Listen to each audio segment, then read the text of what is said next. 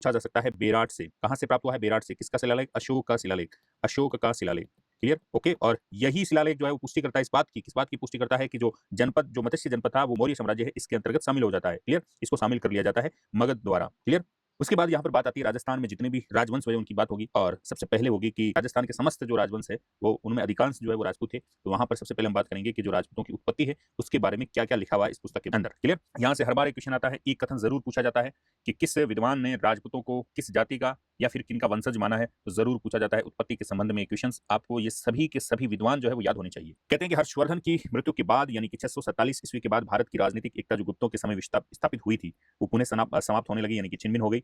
उत्तर भारत में अनेक छोटे छोटे राज्यों की स्थापना हुई, राज्य संघर्षरत थे। इन संघर्षों के परिणाम स्वरूप जो नए उभरे वो राजपूत राजवंश कहलाते हैं। इन नवीन राजवंशों का महत्व इसी तथ्य से पुष्ट होता है कि भारत का पूर्व मध्यकाल इतिहास इन राजपूत राजवंशों का ही इतिहास है। Very important. और इसी कारण से इस काल को क्या कहते हैं? राजपूत काल कहा जाता है। यानी कि पूर्व मध्यकाल इतिहास जो रहा है इसके अंदर राजपूत राजवंशों का ही इतिहास है, इस कारण से जो पूर्व मध्यकाल इतिहास है इसको राजपूत काल कहा जाता है। Very important. क्लियर? सबसे पहले अगर हम बात करें तो स्मिथ का कथन क्या है? स्मिथ ने ही बताया है, प्रसिद्ध इतिहासकार स्मिथ ने लिखा है कि वह राजपूत हर्ष की मृत्यु के बाद से उत्तरी भारत पर मुसलमानों के आधिपत्य तक इतने प्रभावशाली हो गए थे कि 7वीं शताब्दी के मध्य से लेकर 12वीं शताब्दी की समाप्ति तक के समय को राजपूत युग कहा जा सकता है। यानी कि 7वीं शताब्दी से लेकर 12वीं शताब्दी तक जो राजपूत थे ये बहुत ही ज्यादा प्रभावशाली हो गए थे, शक्तिशाली हो गए थे, इसलिए इस युग को राजपूत युग कहा जा सकता है। ये बात किसने कही है? स्मिथ ने कही है। वी ए स्मिथ ने कही है। Very important. एग्जाम में डायरेक्टली यहाँ से क्वेश्चन बन सकता है, आपसे डायरेक्टली क्वेश्चन पूछा जा सकता है, इसलिए वेरी वेरी इंपॉर्टेंट ये बात आपको विशेष रूप से याद रखना है। क्लियर? डायरेक्ट यहाँ से क्वेश्चन बन सकता है, सीधा सीधा क्वेश्चन यहाँ से बन सकता है, इसलिए ये बात आपको विशेष रूप से याद रखनी है, इंपॉर्टेंट बात है। क्लियर?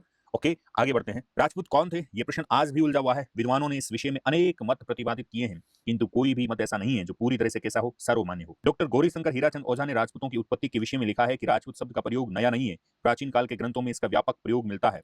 और चाणक्य के जो अर्थशास्त्र है, चाणक्य का जो अर्थशास्त्र है उसमें, और कालिदास के जो नाटक है, और जो बाणभट्ट के हर्षचरित और कादंबरी है इसमें भी इस शब्द का प्रयोग हुआ है। ये बात कौन बोलते हैं? ये डॉक्टर गौरीशंकर हीराचंद ओझा कहते हैं कि राजपूत शब्द नया नहीं है, ये प्राचीन काल के ग्रंथों में भी इसका व्यापक जो प्रयोग है वो मिलता है। जैसे चाणक्य में भी मिला है, चाणक्य का जो अर्थशास्त्र है उसमें भी मिला है, कालिदास के नाटकों में भी मिला है, बाणभट्ट के जो हर्षचरित और कादंबरी है इसके अंदर भी इसका प्रयोग हुआ है। तो आगे अगर इस बात को बढ़ाएं तो चीनी यात्री हंसांग ने भी, जो हर्षवर्धन के समय भारत में आया था, राजाओं को कई क्षत्रिय और कई राजपूत लिखा उसने। डॉक्टर ओझा द्वारा सुझाया गया ये मत सर्वमान्य नहीं है। राजपूत शब्द का प्रयोग एक जाति के अर्थ में मुसलमानों के आगमन से पूर्व प्राप्त नहीं हुआ है। यानी कि इनके कहने का मतलब है कि राजपूत शब्द का प्रयोग जो है मुसलमानों के आने से पहले नहीं हुआ है, वो किसी जाति विशेष के लिए नहीं हुआ है, वो क्षत्रियों के लिए हुआ है। यानी कि शासक वर्ग के लिए एक शब्द यूज हुआ है जो राजपुत्र था। तो याद रखिएगा, यद्यपि शासक वर्ग यानी क्षत्रियों के लिए राजपुत्र शब्द का प्रयोग अवश्य किया जाता था, राजपूत नहीं राजपुत्र। आगे की पंक्तियों में हम इस संबंध के अंदर महत्वपूर्ण विद्वानों के मतों का अध्ययन करेंगे और उनके मत और उन पर अन्य विद्वानों की टिप्पणियों को भी हम जानेंगे। अब हम यहाँ पर आगे ये बात करेंगे कि किन किन ने अपना मत जो है वो राजपूतों की किन किन कहां से उत्पत्ति मानी है, क्या विद्वानों के मत है, उन सभी की हम चर्चा आगे करने वाले हैं। क्लियर? सबसे पहली बात कि राजपूतों को वैदिक आर्यों की संतान किसने कहा है? वेरी इंपॉर्टेंट, एग्जाम में बहुत बार क्वेश्चन पूछा गया है। तो वैदिक आर्यों की संतान बताते हैं डॉक्टर गौरीशंकर हीराचंद ओझा और सी.वी. वैद्य। याद रखिएगा, वेरी इंपॉर्टेंट। जब भी क्वेश्चन एग्जाम में आएगा कि वैदिक आर्यों की संतान कहा है राजपूतों को, ये किसने कहा है, तो ये डॉक्टर गौरीशंकर हीराचंद ओझा, डॉक्टर जी.एच. ओझा और सी.वी. वैद्य। Very important. क्वेश्चन एग्जाम में हमेशा ही पूछा जाता है और अक्सर एग्जाम में ऐसा क्वेश्चन पूछ लिया जाता है।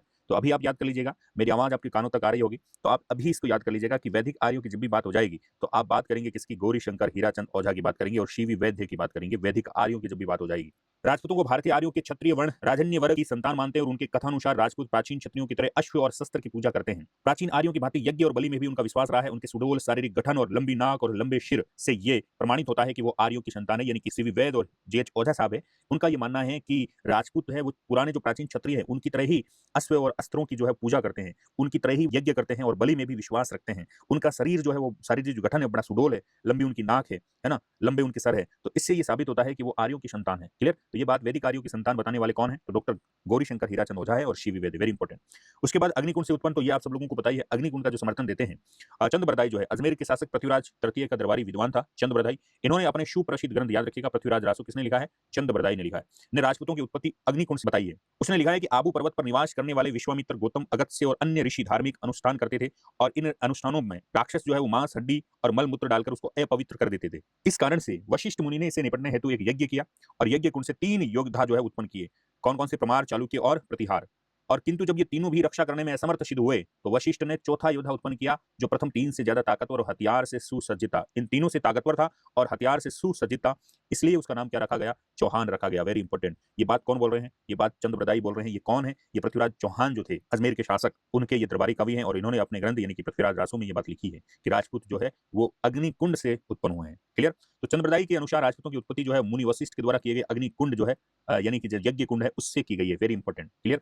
इस बात का कुछ लोग खंडन भी करते हैं, तो याद रखिएगा जब भी आपसे पूछा जाएगा कौन सी बात, जब आपसे ये पूछा जाएगा कि वैदिक आर्यों की संतान किसने मोला है, तो याद रखिएगा डॉक्टर गौरीशंकर हीराचंद ओझा और सीवी वेद आपके माइंड में आना चाहिए। Very important. क्लियर? जब भी बात होगी अग्निकुंड के बारे में तो आपके माइंड में आना चाहिए कौन? चंद्रबरदाई आपके माइंड में आना ही चाहिए, आना ही चाहिए। क्लियर? Very important. उसके बाद अगर हम आगे बात करें, कुछ विद्वानों का ऐसा मानना है जो ये कहानी जो है इसको हम स्वीकार नहीं कर सकते। हम ऐसा मान सकते हैं कि कुछ जो प्राचीन आदिवासी भील और मीणा थे और जो विदेशी आक्रमणकारी थे शक, हूण और युचि, इनको एक यज्ञ किया गया और उस यज्ञ के जरिए शुद्ध करके फिर उसको क्षत्रिय वर्ग में शामिल कर लिया गया। तो ये इसी कथा, जो ये कथा है, इसी घटना की एक साहित्यिक प्रस्तुति हो, ऐसा कुछ विद्वान मानते हैं। क्लियर? उसके बाद आती है साथियों ब्राह्मणों से उत्पत्ति। ब्राह्मणों से उत्पत्ति का सिद्धांत कौन देते हैं? तो डॉक्टर सर्वप्रथम डॉक्टर डी